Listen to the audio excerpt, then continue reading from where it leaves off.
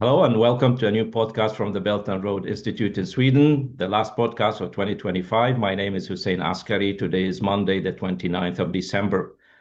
Uh, this year has been like many other years, very chaotic. There are many events, mostly negative, but also some positive developments. But what this year is characterized by, according to some international experts, is that it marked actually the end of a system which lasted 500 years since the discovery of the Americas and Vasco da Gama's discovery of the route to India around Africa. That has that era, which was marked by colonialism, imperialism, and exploitation of European powers and later the United States of the global South nations, that had ended this year when developing nations from the global South, that's China, challenged the dominant hegemon in the West, the United States, and forced it to reverse its policy. And that was the policy of imposition of tariffs unilaterally by the Trump administration. And China used purely its economic might, which has developed in recent decades, to force that decision. So this is, according to many, is a shift, a tectonic shift in global relations, the end of a system, although a new system is not born yet. But also this is an era which marks such periods of shifts in history mark also fraught with dangers because the old powers don't want to give up their supreme position in global politics and the economy. Also, this year marked the culmination of what people call the law of the jungle in international relations. We saw the continuation of the genocide in Gaza, which is not resolved yet. The people in Gaza are still suffering, but also the violation of everything which the United Nations, the UN Charter stands for, as we saw with the attack on Iran by Israel and later by the United States on Iran's civilian nuclear program, its scientists and leaders. So this has been going on. The war in Ukraine has not been resolved for similar reasons. So to discuss these matters at the end of this year and to also look into the coming year, invited a very distinguished group of experts. We have from starting with the ladies, Dr. Liang from the United States. We have Einar Tangen from Beijing and Warwick Powell from Australia. It's some sort of a large array telescope you have different telescopes placed in different parts of the world or around the globe to look at the same object with different lenses to get the best resolution picture and analysis of the situation. I thank you very, very much for being with us, although you have different time zones. Take the time and let our audience get your take on these developments and what to expect in the coming year.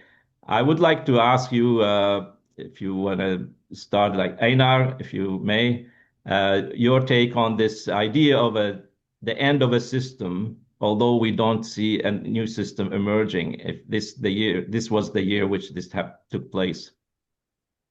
Well, yeah, we're looking at a paradigm shift.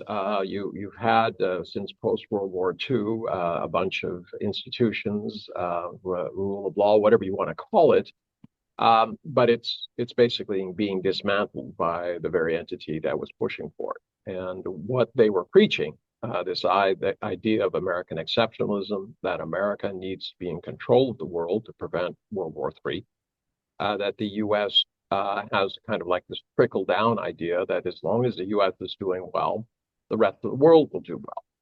But there have been a lot of hypocrisy and inconsistencies, and it just isn't about now. You go back to South America, what the United States was doing in the 60s and 70s, regime change operations, interfering in the internal politics and economics of all of those countries, then moving to Africa. Of course, the Middle East was always in play.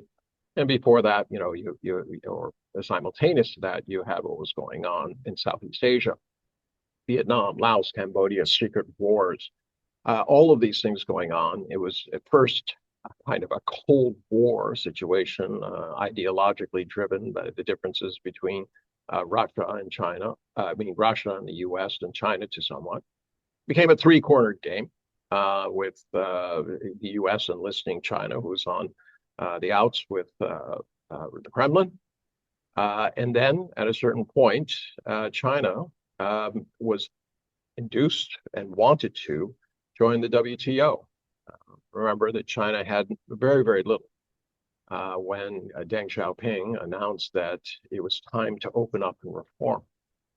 They didn't have any kind of, reserves of currency. They didn't have anything that was really exportable in terms of resources. In fact, China ranks near 100 out of 200 countries in terms of resource per person. So how does a country that doesn't have insurance or modern day, financial system rise to be the second largest economy in the world and first if you start looking at purchasing power parity?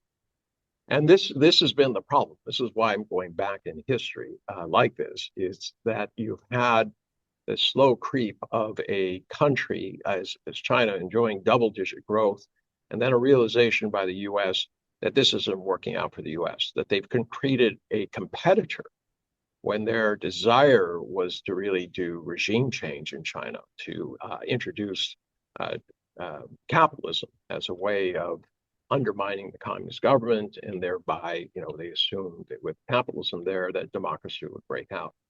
So around 2010, that does not seem to be the case, and you start to see a change in Washington. They start having a narrative that China has somehow stolen everything that the U.S. has. They took jobs, they took technology, IP, all of these things, and that China is the enemy. Why? Because the U.S. does not do well with competitors. We saw that quite clearly in the situation with Japan. In fact, things being said about China were in fact said about Japan. This is back in the late 70s and 80s, until Japan signed the Plaza Accord. To give you an idea how successful that was, Japan today is worth less in real dollar terms than it was in 1986 when it signed these, or the Plaza Accord went into effect. So the U.S. didn't want it. They also, when the Berlin Wall fell, they felt very strongly that they wanted to keep NATO around. Why? Well, the only conclusion I can come to is that they were concerned about a Europe that was connected to Russia. Why? Russia, number one resource country in the world, linked up with our only peer competitor, that being Europe. They produce everything we produce. We produce planes, they produce planes. We produce medical imaging equipment, so do they. So there's a real feeling in Washington that we need to keep those two apart. Fortunately, in our machinations, what we ended up doing is pushing our new biggest competitor, China, together with our Russia, the largest resource country. And this has had a tremendous effect. This has undermined everything that the U.S. stood for, and is now dismantling the system, claiming that it didn't work because it didn't work for the U.S. And that is exactly where I see it now. Part of this is driven by technology. We're going through a phase where it was an information revolution a few years back, and now we're becoming a digital revolution. And this is having profound effects on how people work, how much work they have to do, where you get additional productivity from. And this is at the basis of what you talk about. So everything from my perspective is based on this this kind of recitation of history. Yeah. Well, I think the economic matter, I mean, the recently published U.S. National Security Strategy 2025 admits very clearly that China managed to outmaneuver the United States economically and have achieved such a high level of economic autonomy that it actually doesn't really need the United States as a market to a certain extent, because China's trade with the poorest countries in the world, as the document says, is 4 times that of China's trade with the United States. Not only China has changed, the world has changed. dramatically in that sense. So this the economic aspect of things, Warwick, if you can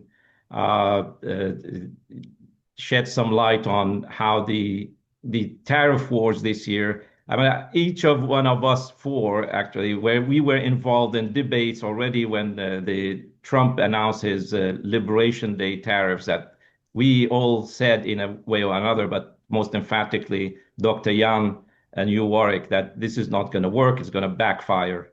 So was that the shot which changed the system? Well, I was hoping to go last because it's always easier to piggyback off everyone else. But let's see how we go. Perhaps I could just touch on that broader question though, first before diving into the trade issues and what I think that embodies or exemplifies. That broader issue of the 500 years of Western colonialism coming to an end.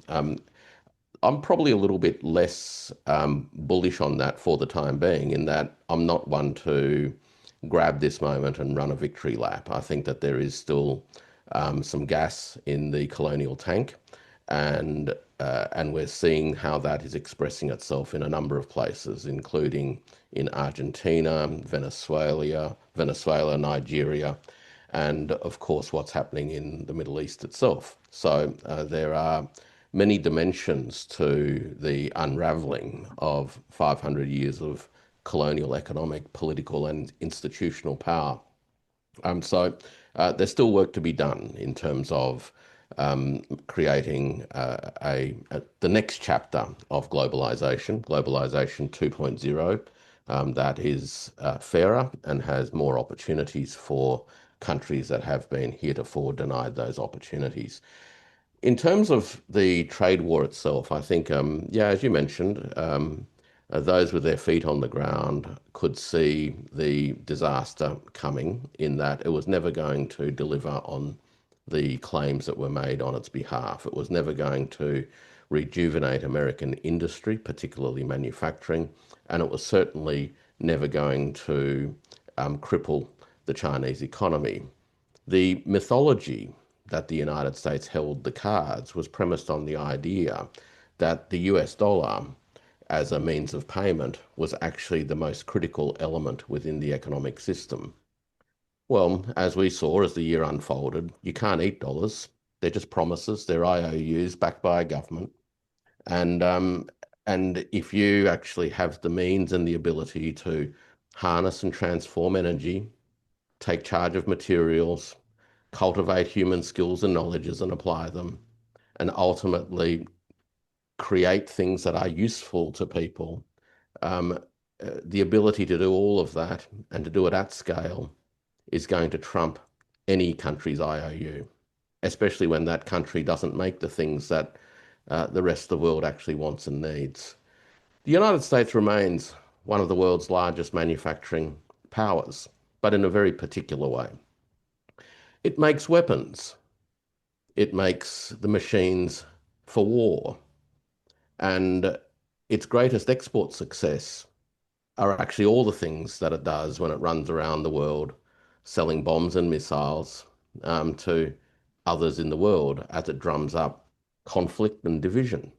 But what America desperately needs is a sense that, in fact, when you go home, you sit on a sofa that was made by somebody in your neighborhood. It doesn't do that anymore. It wants the sense that you can actually turn on a television or click on a computer or eat from a porcelain plate from something that was made by somebody in your own state. And it doesn't do that anymore. And it's for exactly these reasons that the idea of a trade war was always going to fail, right? But the problems nonetheless remain. The problem isn't that America doesn't make certain kinds of things. The problem is that the foundations of a good quality of life for the vast majority of Americans have been systemically hollowed out now for the best part of 50 to 80 years. And those problems, which we are now seeing manifest as 2/3 of households living paycheck to paycheck, where over 20% of American households forego meals regularly to pay rent or mortgages, where 13% of households are suffering from food insecurity, where private debt mounts each and every day and delinquencies continue to grow. These are the problems that are now spilling over and affecting the rest of the world. So what did the trade war tell us? Well, the trade war tells us that the American economy has become a financialized fiction. It no longer meets the fundamental requirements of a growing proportion of people in that country. So that's what the trade war told us. And the trade war was never going to be won. The fact that it came to a denouement in Busan, in Korea, because Donald Trump realized that dollars doesn't trump rare earths, tells us everything that we need to know. Yeah, thank you. There's, besides the fact, people look at, they say China's rise and the rise of Asia, Southeast Asia, but at the same time, we have had a decline, economic, in many ways, in infrastructure, but even in a cultural, social terms, a decline in the United States, but also Western Europe. It's interesting, as I am an Iraqi-born Swedish citizen. I arrived to Scandinavia in 1992, and I've seen this process unfolding right in front of my eyes. And because I was interested in economics and physical economics, how societies prosper and produce and invent and develop. And I've seen a gradual but recently accelerating decline in every aspect of the physical economies of these nations, but rising consumption or consumerism, but also financialization. So everything is measured in terms of financial value in the market. And this is where people miss the big picture, what is happening, this creeping decline of the economy, the social system. But Dr. Yang, you made a lot of, we had an interview with you at the beginning of the tariff wars, but also, I mean, you pointed very early to what is it that will make this policy a failure. But in terms of, the strength of the Chinese economy, and if you could remind our audience of where the calculations went wrong. Yeah. Well, I think the calculation went wrong mostly because the West has refused to really see China as it is. It's always, either demonize China, right? That this is a country that somehow conducts this kind of mercantilism policy that is trying to prey on the rest of the world, or China is collapsing, if not now, tomorrow. They really not seeing China as it is and seeing it as a very dynamic, a country that is very complex and it's very dynamic, with the sole goal of revitalizing its own people, right? Or to build this modern socialism economy, and trying to share prosperity with the global South. And so I think this misreading of China is what surprised the West again and again. And that's what also misled them into all kinds of policies, right, that eventually backfire. Trade war being one, and these all kinds of tech restrictions being another. And I think that when people look back in 2025, there are really three defining moments where I think the West reckoned that they have misread China all along. One is January the 20th this year, right, when DeepSeek R1 was released.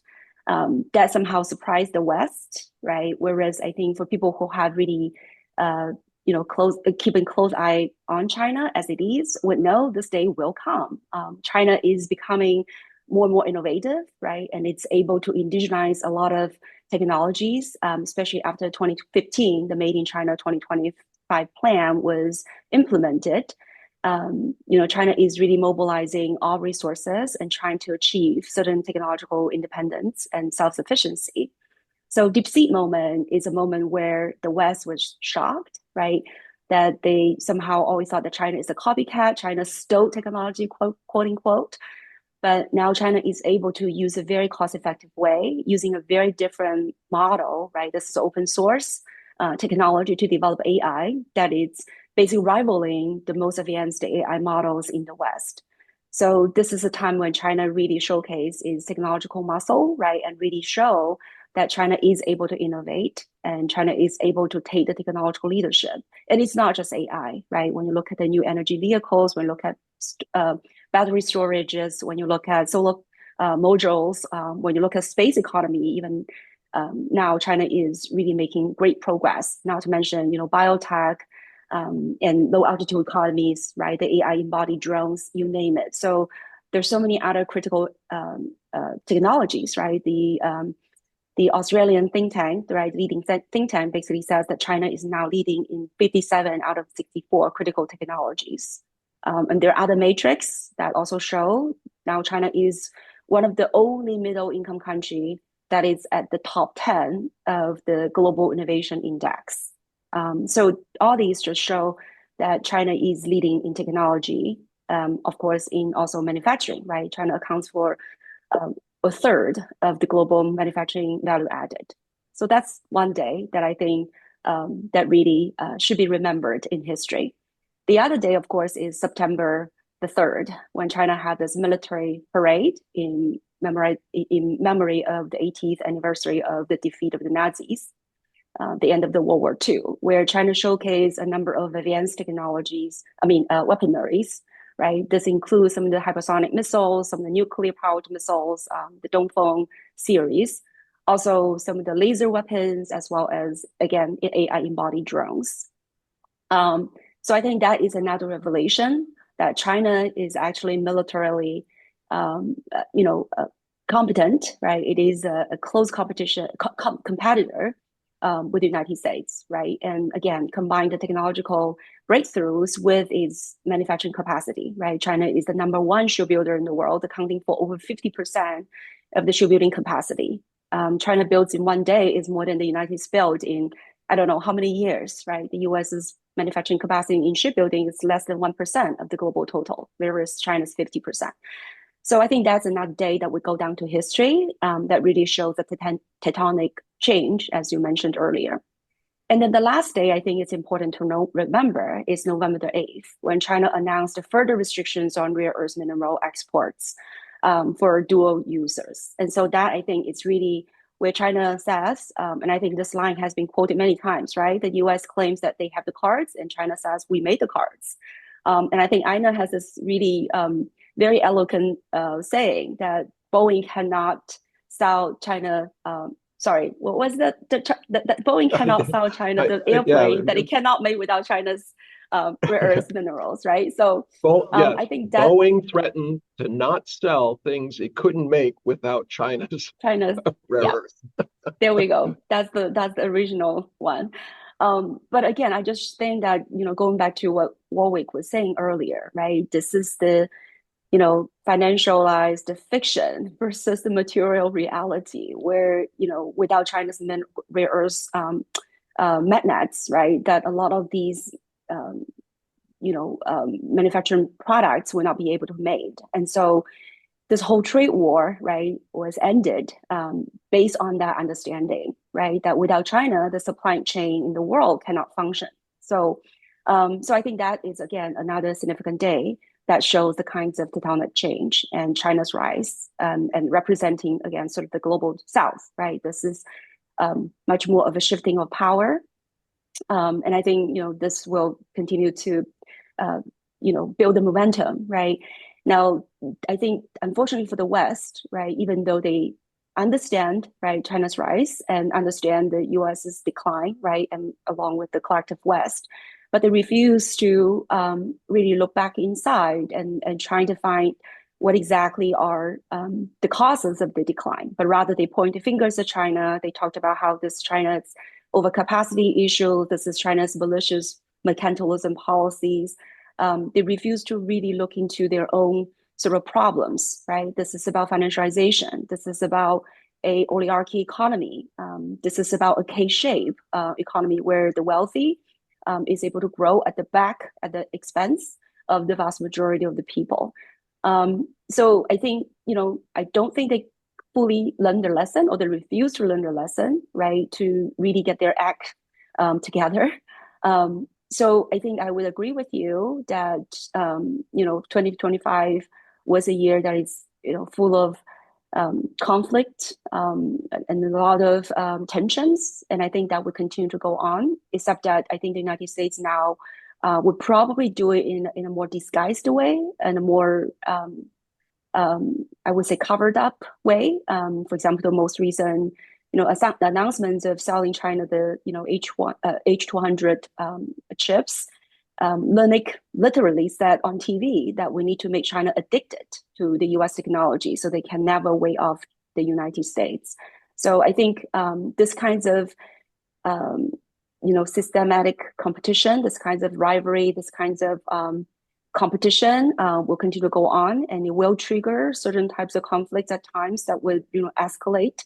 But I think China will continue to follow its own path, follow its own resolve, and follow its own I would say strategic vision and policies.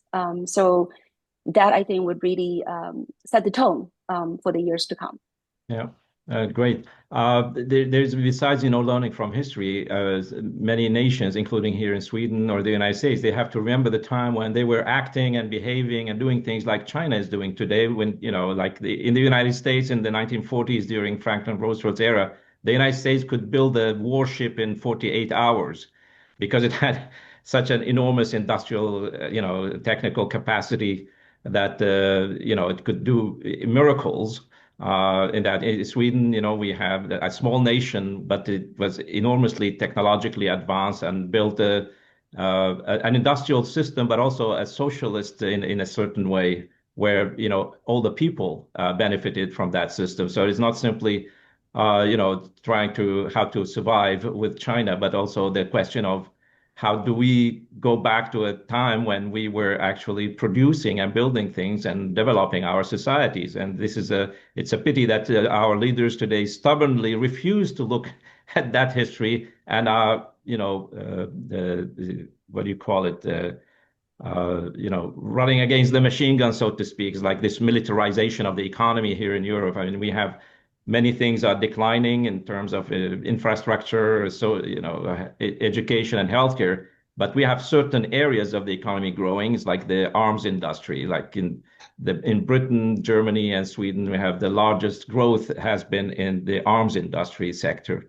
But that's to no benefit to the rest of the economy. So the idea of you mentioned the military parade in Beijing on September 3rd, but 3 days before that, President Xi Jinping headed the Shanghai Cooperation Organization Summit in Tianjin, where he declared proposed the global governance system, but it also marking the fact that China is not alone in this race, and this hope to shift the global governance system to something more reasonable, but also the fact that we have, together with the Shanghai Cooperation Organization, we have the BRICS emerging together, and now it's a BRICS Plus, including nations in Africa, West Asia, so-called Middle East, but also the role of the Belt and Road Initiative, which we can discuss also in this whole picture. But how does China place itself, if I may ask Einar,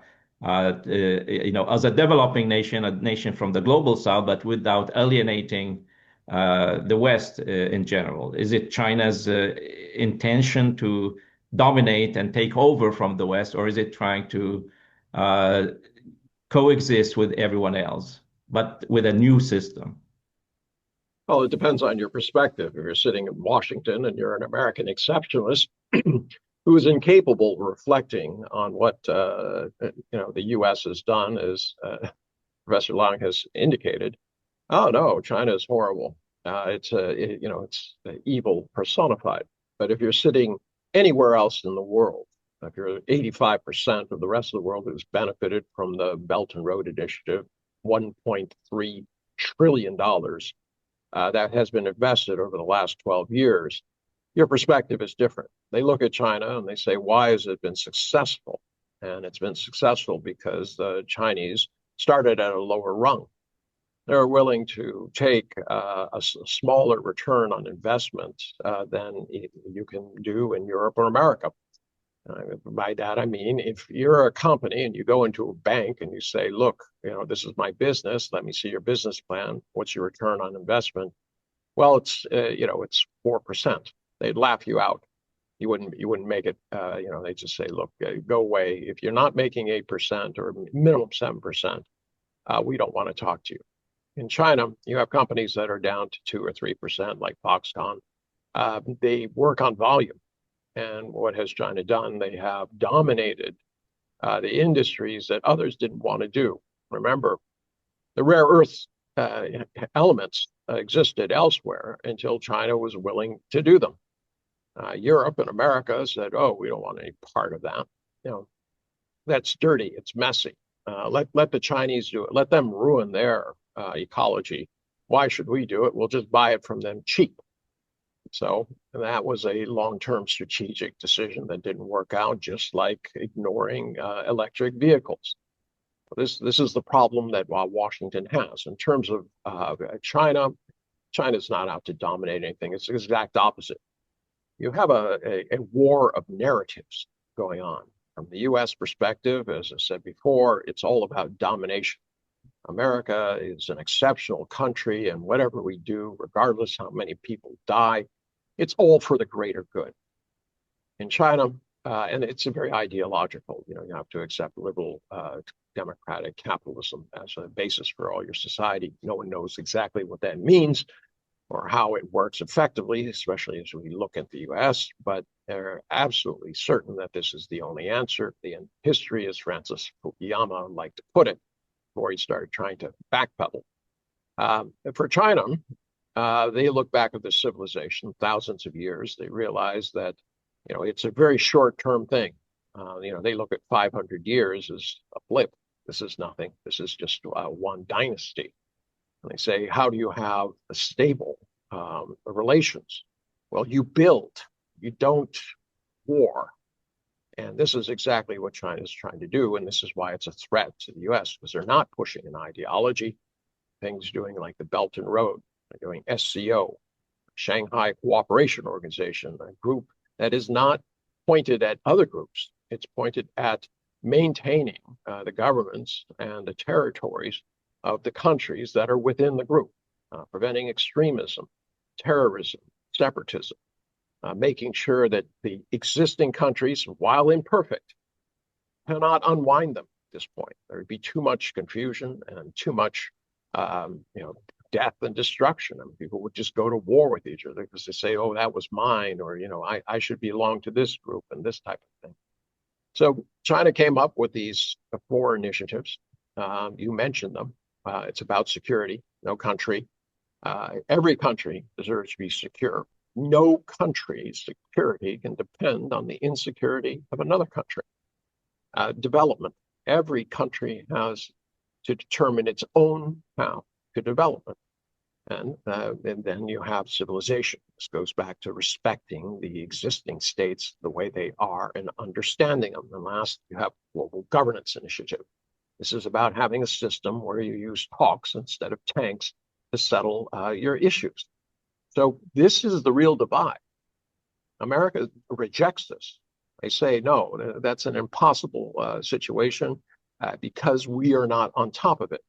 This would be a multipolar thing that stresses values, which we don't agree to. We want to have, ideology, and ideology has to be in the core, but it's not working. So you have what the paradigm change, they say cognitive dissonance. That means everything you hear doesn't comport with everything that you see, and people start rejecting it. And this is exactly what's happening in the global South. I want to point to my example of something that I think a lot of people have forgotten already, but I think was very telling. It was COP30. What happened at COP30? Nothing. The U.S. wouldn't show up. They said, that's the climate change, the climate summit, or what? Yes, the climate summit that was held in Brazil. U.S. refused to come, claiming that climate change is hoaxed. Europe, while touting that they were going to have this big plan to wean the world off of hydrocarbons, did nothing.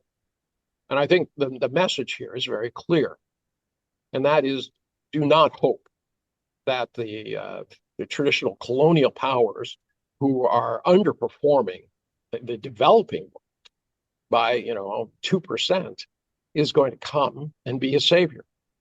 I think the realization, which is slowly sinking in, is that if you want a better world, you're going to have to build it. That means forming coalitions with willing partners who believe in the same values you do. And that's where I think China's model is really succeeding. It's attractive versus the US. Just, be a good boy and we'll tell you what to do.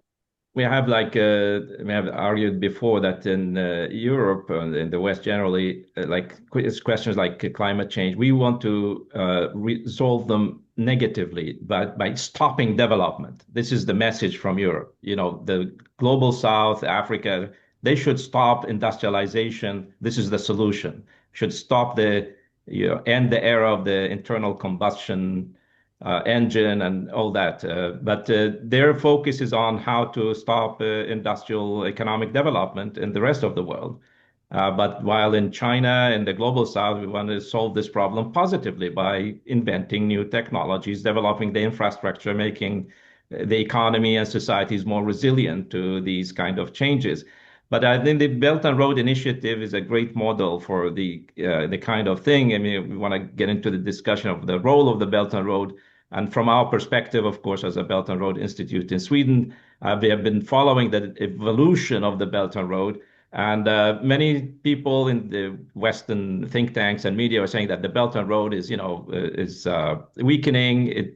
Doesn't have the same status as before. China is moving away from mega projects like building ports, dams, and railways and so on, and we'll just focus on small and beautiful things, small micro projects like the World Bank has been doing and Europe has been doing in Africa for decades without any real effect. It's not true. Actually, this year, the Belt and Road Initiative, the first half of the year, witnessed the largest investments in the history of the Belt and Road of the last 10 years, more than $130 billion, about 60 billion in construction of infrastructure and other technologies, but also on the rest was on investments, especially by Chinese private companies. But it's not only it's continuing. Like this week, we saw the signing of a contract to build a mega port in Kuwait, which will make Kuwait a logistics hub in the whole Gulf region. We have the hydropower plants. The largest investment this year was in Nigeria in a petrochemical complex based on, of course, natural gas and oil products. But it's a 20 billion massive investment by China, Nigeria in cooperation with the United Arab Emirates. We have many such projects, but at the same time, we have a relocation of industrialization. And this is what is special now in the evolving of in the third Belt and Road Forum 2 years ago at the 10th anniversary. President Xi Jinping said we will move into modernization and industrialization in the Belt and Road, not simply with the infrastructure. And now we have industrial parks popping up in West Asia, so-called Middle East, in Africa, where African nations now are producing the goods for themselves, for their market, and for like in Egypt, for the European market. So this is a completely new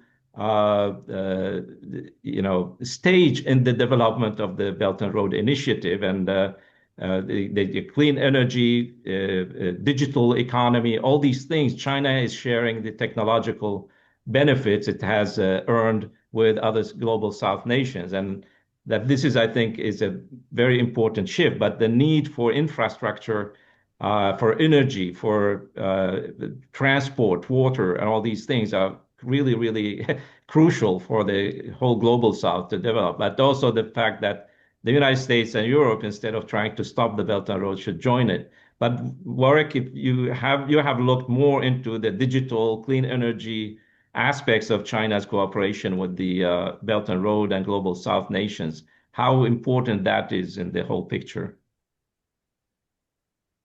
Well, the clean energy transformation is actually fundamental to the next generation of industrial development.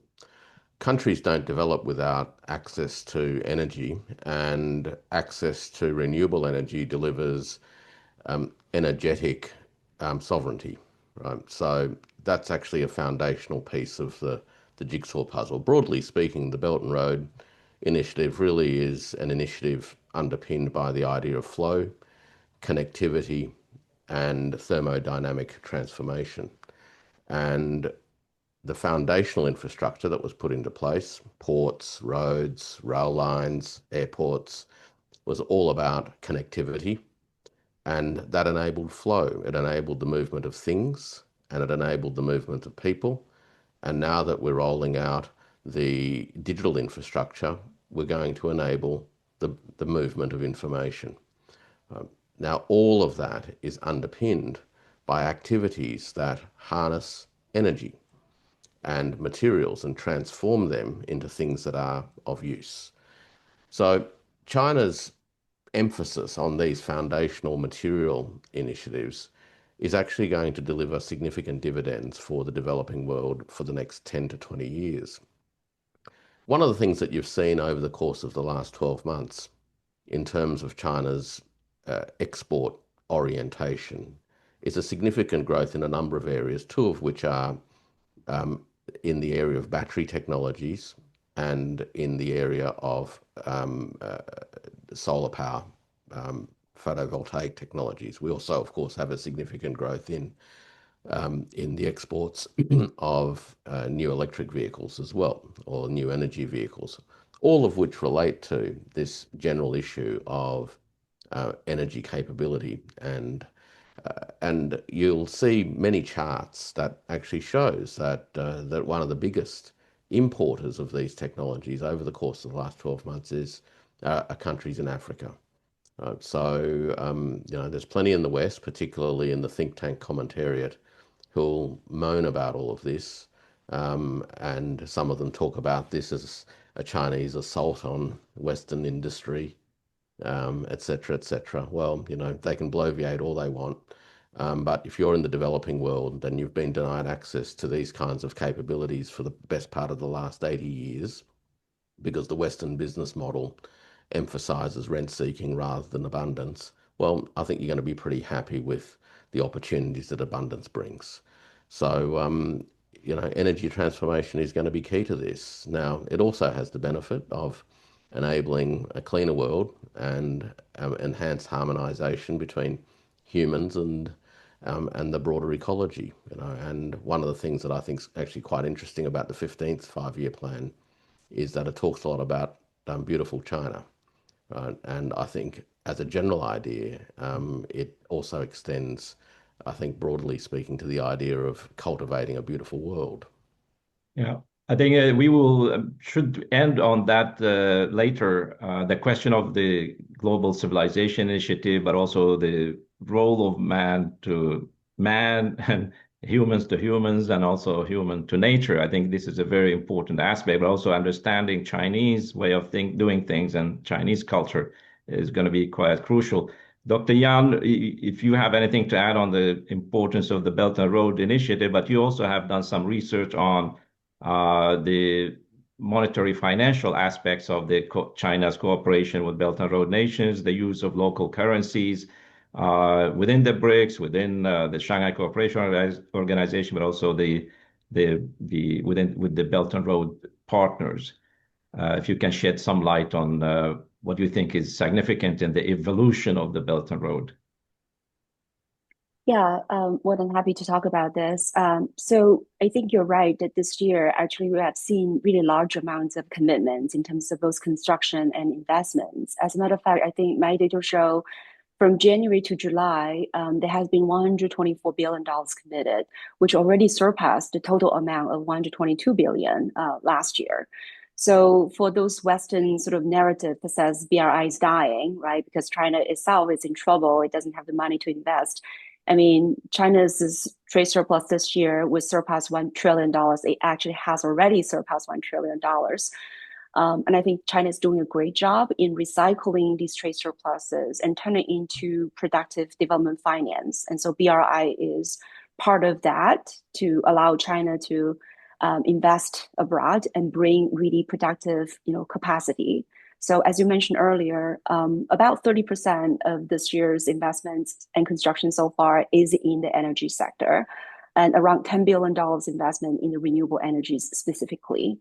And a lot also being invested in tech. So that has to do with, for example, battery factories in Portugal, and also solar glass facilities in Egypt. So there are a number of these high profile sort of high tech manufacturing and also green tech supply chain being built in the global south.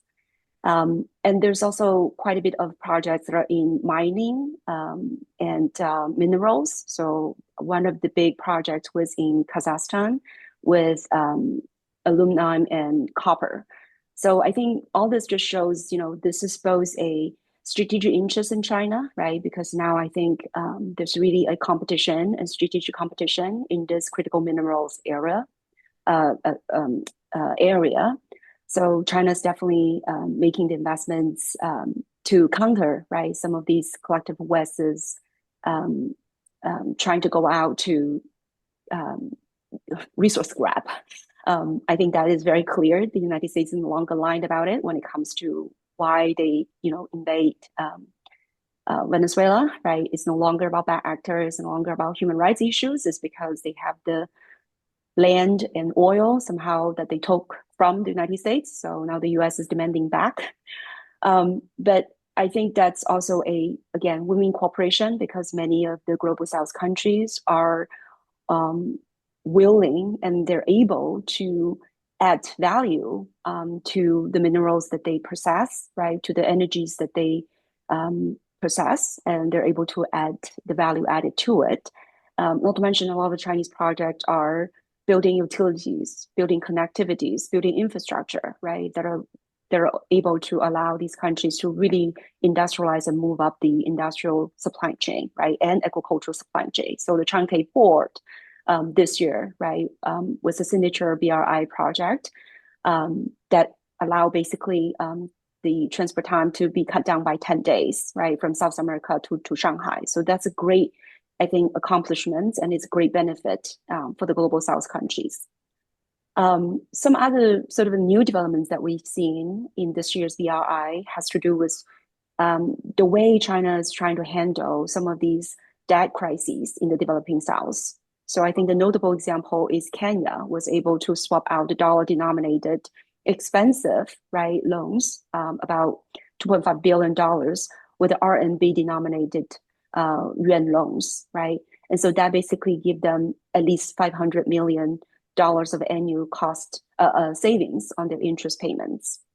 So we're seeing China is elevating the yuan-denominated lending, as well as this kinds of debt swap, right, to provide some relief to these indebted nations. So allow them to be able to continue to receive development finance, right, for their developmental purposes. And I think this is really crucial, not only because now the developing countries is really debt ridden, right? And 60% of developing countries' debt is owned to private bondholders and private creditors, which means the interest rates are high, and the rollover and other debt relief terms are really stringent, right? So in other words, they're not getting much debt relief from these private institutions, private creditors. And so that's why I think China's willingness, right, to swap the debt to provide concessionary loans are all the more important. But we're also seeing China is protecting its own interest by engaging more in the so-called syndicated loans. So in other words, China is not lending at a bilateral level, only through the development banks and EXIM, export-import banks, but now is partnering with other NDBs and also other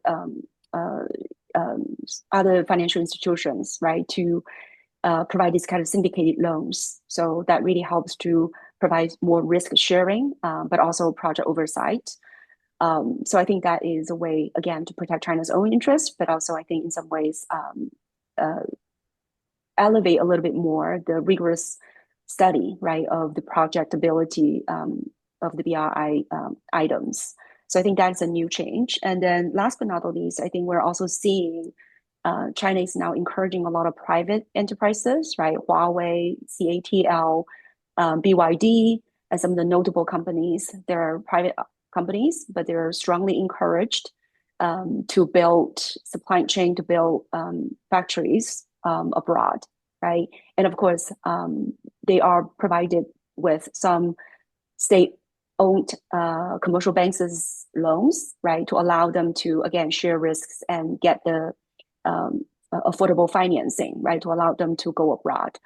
So in other words, we're seeing that BRI is still a firmly committed project by the Chinese government. So it is not declining, it is not vanishing, it's not dying, but it is changing, right? It is changing, I think, meeting the new needs of the developing South, but it's also, changing in the interest of China's own economic reality, and the fact that now it is encouraging more capital outflows, right, from the private sector, because after the 10 years where the state-owned enterprises, the state-owned development banks have laid a foundation, right, for infrastructures, for utilities, so that industrial foundation has been laid. So now we could have more private enterprises with more commercial interests, with more commercial partnerships in the global South countries.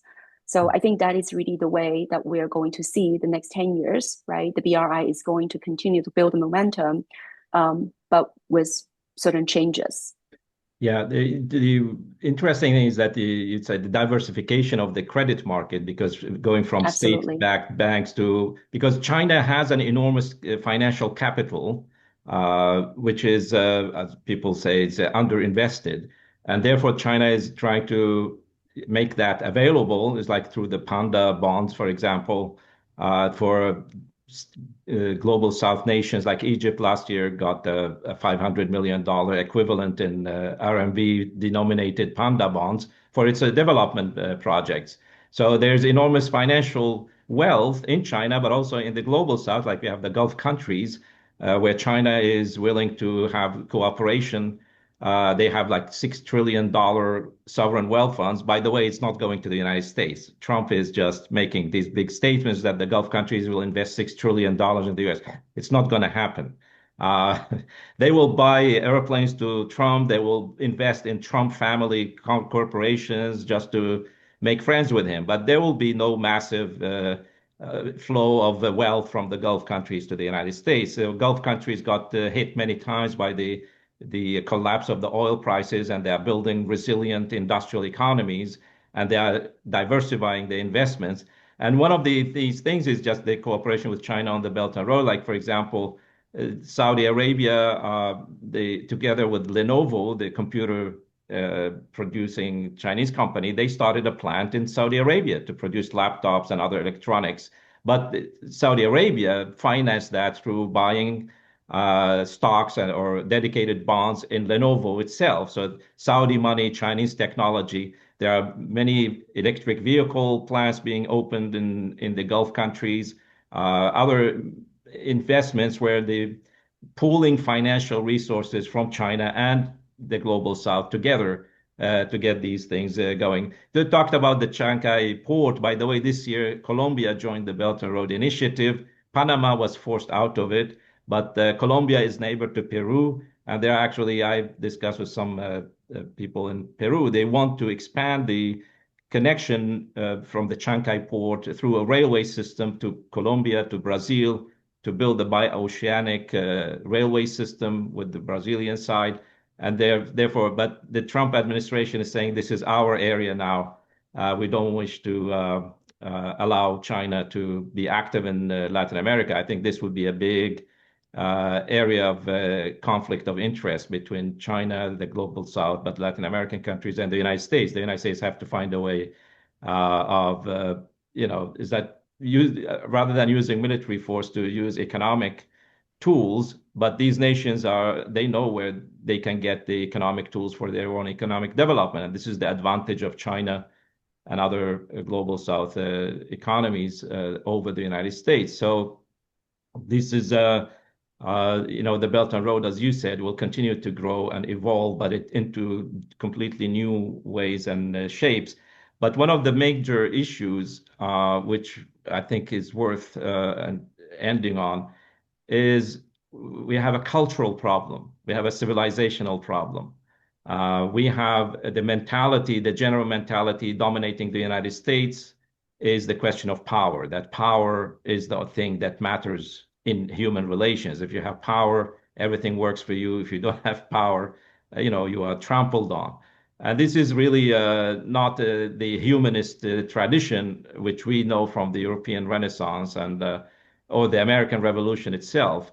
But one of the major issues we are struggling with is to get out of that so-called realist school of thought, the Hobbesian world of, the law of the jungle ruling, into understanding what real civilization is about. Understanding China today, why China will not be like the British Empire. It's very difficult to explain this for people because we got used to that might makes right, that the last 500 years, but especially the last century, was dominated by powers using military force and every trick to dominate and subjugate others for its own benefit. And why China should be any different than the British Empire, the Belgian Empire, the French, or now the United States. And I think this is this is going to be a very important aspect of it, including our own work in the coming year. But also, how can we coexist? How can we find a common understanding of ourselves as human, if we admit that we are all humans? I understand that I should have mentioned that I am an Iraqi-born but Swedish citizen. I am partly European, even culturally, intellectually, but I have my roots in Iraq as global South or Asian civilization. Einar, you are an American citizen, but now live and work in China. Warwick is an Australian citizen, Australian patriot, you can say, but you have Chinese descent. Dr. Yang, you are, I think, Chinese citizen, but you live and work in the United States. So this is quite a perspective, a very rich mega prism through which we can look at the world. But we may be equipped in a certain way to look at these cultures from different aspects. So my question to all of you, if you can contribute this issue of how do we make sure we have a common understanding of our existence as humans on this planet, given that we belong to different nations, different cultures, and history and civilization. Well, whoever wants to volunteer first, please go ahead. All right. If I may, there's one simple rule. You either have empathy or you don't. You either understand that there are other human beings and you can see from their perspective, or you're incapable of it. I've seen President Trump literally recoil when people he knows have fallen off stage and their head is bloody, and he recoils. He doesn't try to help them. He doesn't have empathy. And there are a lot of people in positions of power, and this has been true throughout history. This is not just here. They're sociopathic. They're willing to make great sacrifices to push things along, and they're able to disregard it. But if we're going to live together, there has to be a certain amount of empathy. But I just want to mention a few quick issues while we're here on a positive note. First off, the Belt and Road Initiative is not a thing. It's an idea, and you cannot kill an idea. And whether or not a country like Panama is forced to say we're not part of it doesn't mean that it doesn't absorb and want the same things that the Belt and Road Initiative has. If we're going to bring about change, we've been talking about debt. These countries have to have an ability to pay their debts. And the only way that's going to happen is if they start banding together and sort of having a resource curse, turn their curse into prosperity. Start banding together like they did with OPEC. If you have coffee, get together with all the other coffee makers, control the markets, create the bourse that sells coffee, and make sure your farmers and your development needs and also your climate change needs are being answered. That's what COP30. Second, once they have money, then they can start addressing this gap between what is necessary to change a society, pay its bills, which are long-term. You need education, you need healthcare. But these are things that take 30, 40, 50 years to accomplish before you really see the results of them. But the private side is only interested in 5 to 15 years at most. So you have a gap. This is where development banks can be done. But when countries start controlling their resources and they have the money to do that, they now are in a position to change their countries. And the last part is we need a new economic driver.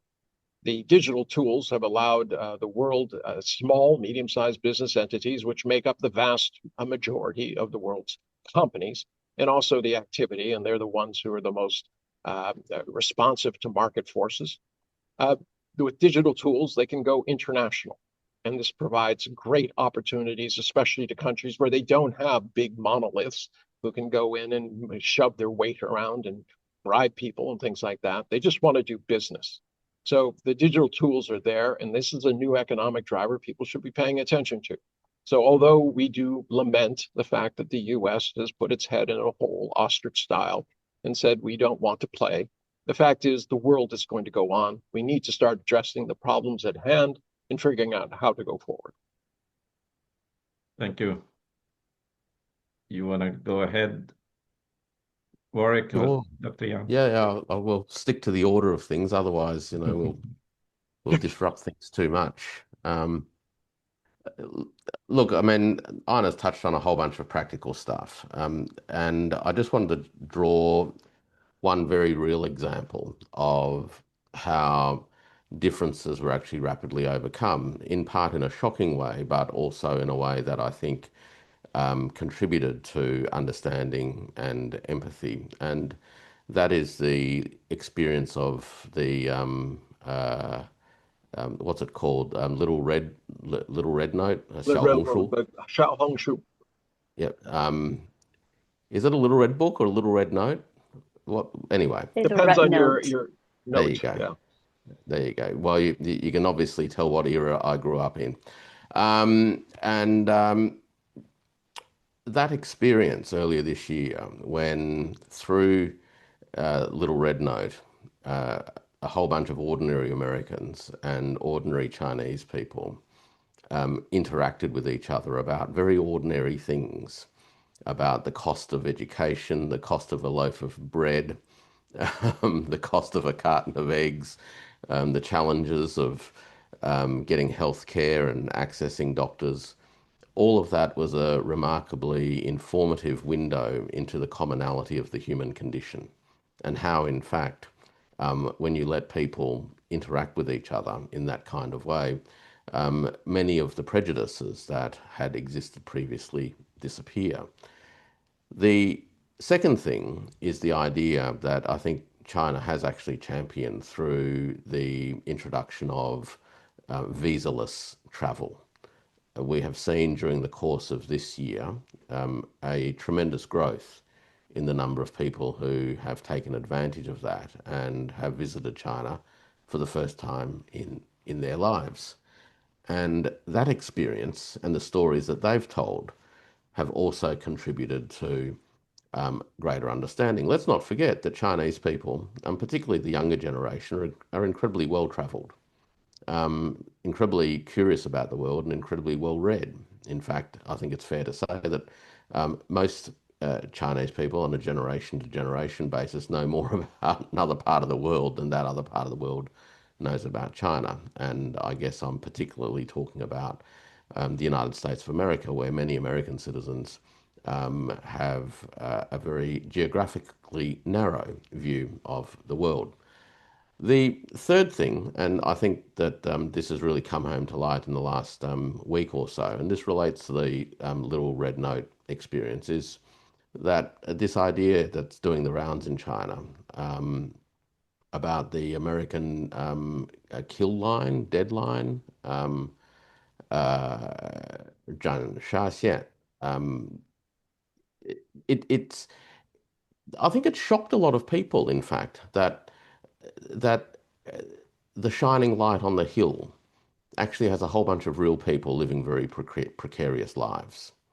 And as much as that is a shocking realization, I think the empathy that emerges from that and the realization that no matter where we live and what our particular backgrounds are, we face common challenges and aspirations, then I think we've got the basis of there being a real sense of a common destiny. We live on one planet, right? I know a bunch of folk are obsessed with the idea of escaping it, right? But by and large, most of us are never going to escape it. And we have to be mindful of the fact that we are grounded, we live on one planet, the things that we do in one part of the world ultimately affect what happens in another part.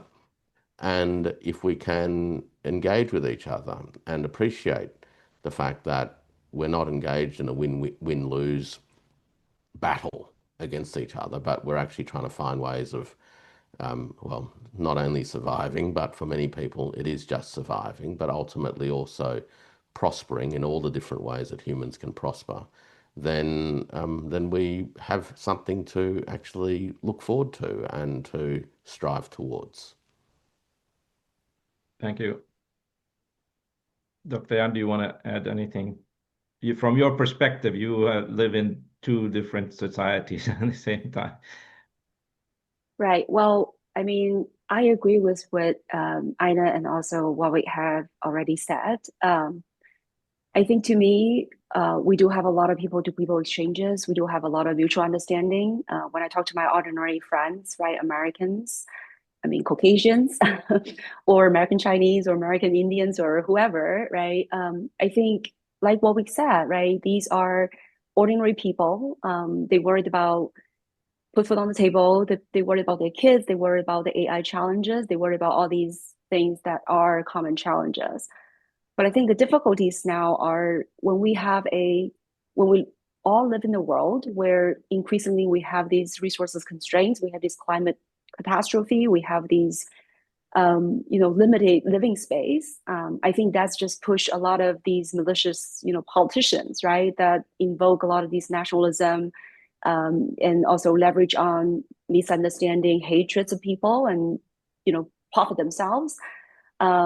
So I think, unfortunately, that is the reality that we lived in. I think politics is I think getting more and more vicious, right? In the U.S. now, I think with the Trump administration, right, that you really see a lot of the social fabric, it's being destroyed. It's completely being thrown out of the window.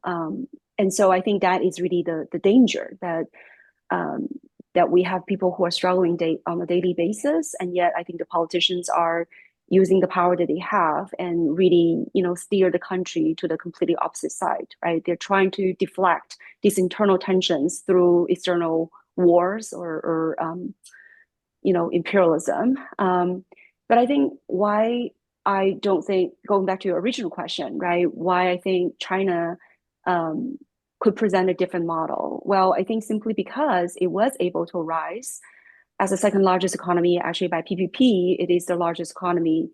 It's able to rise with peace, right, through peace. The last war China full fought was back in 1979 with Vietnam. And, after all these years, 50, 40 years, China was able to prosper, was able to, lift 800 million people out of poverty through peaceful means, through development. And so I think that just proved that there is an alternative, that you don't have to wage wars, that you don't have to colonize other countries, you don't have to, through blood and sort of killing, right, to amass wealth. So I think China proves that there is an alternative.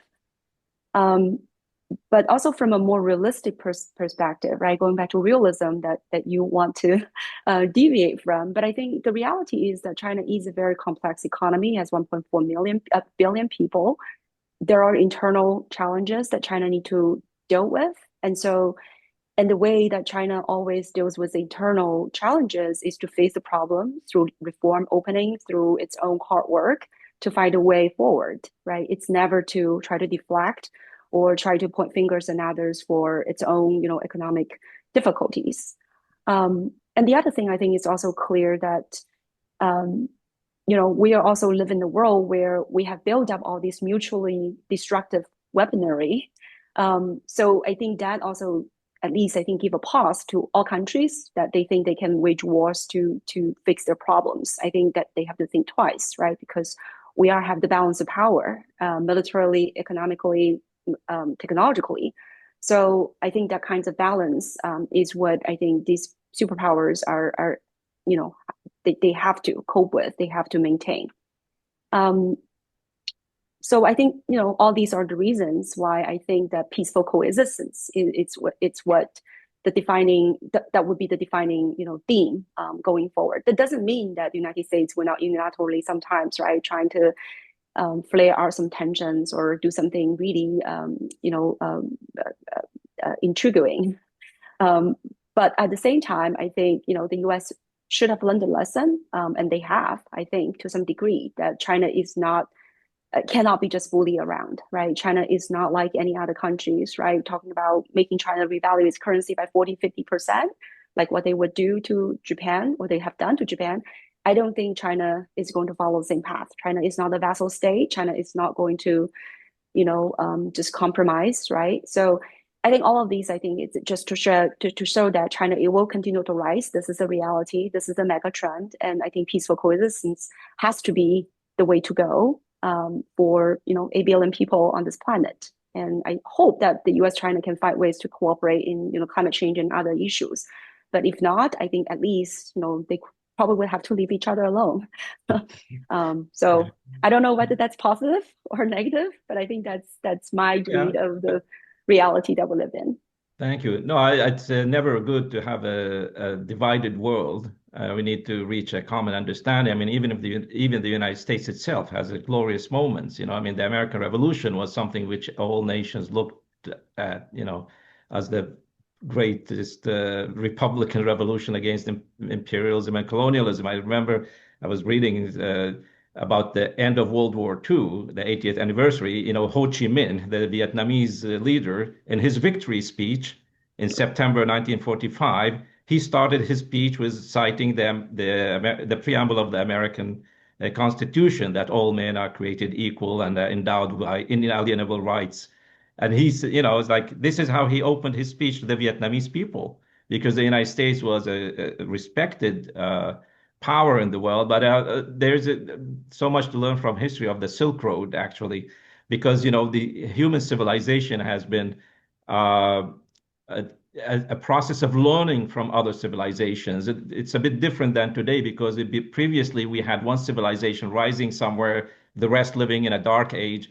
And I think the most important thing I realized from studying the ancient Silk Road, it was not silk and gold and silver and spices, which was important. The most important good commodity which was transported, it was paper. When the Arabs and Muslims learned from the Tang dynasty how to make paper on an industrial scale and transfer knowledge, philosophy, science, medicine, physics, optics, everything, which the Islamic Renaissance was, and this was actually contributed to the European Renaissance, although many people in Europe don't admit it, that all the knowledge which was produced in Asia, India, China, the Arab world, actually transformed Europe, during the Renaissance and even later. So this idea, and I think the Chinese way of doing things is very, very special, because they always, throughout history, have been able to absorb and to adapt new ideas from other cultures, like Buddhism coming in, Islam coming in, and adapt it to the Chinese way of looking at things and Chinese culture without distorting, without and taking the best of all other cultures. And this is something I learned in Europe, is that I did make sure that my kids understand the best of European culture and science and music and poetry and all these things, because Europe has also produced wonderful goods for humanity. The United States did too. So I think if we look only at the best of the other side rather than looking at the worst side of them, this will help us understand each other a bit better. But also knowledge of history and knowledge of other cultures is very, very important. And in the world we have today is different than other periods in history, that we all can communicate in real time and live at, both the advantages and threats at the same time. And with the nuclear age, the nuclear weapons age, if anything goes wrong, all civilizations, I don't think any civilization can protect itself against a cataclysmic event. So it's better we understand the lessons of history and get to understand each other. I really, really thank you very, very much for taking the time at this moment. We are at the end of the year, and hopefully we'll enter the next year with more optimism than the year we left behind. The days are becoming longer.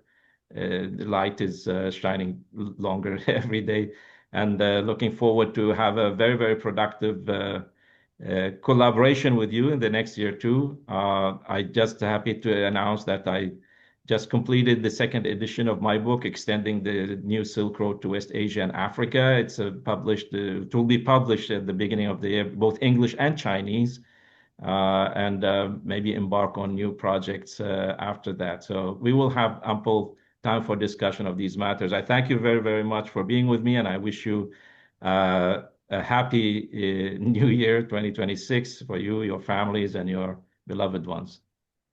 Thank you. Pleasure being on.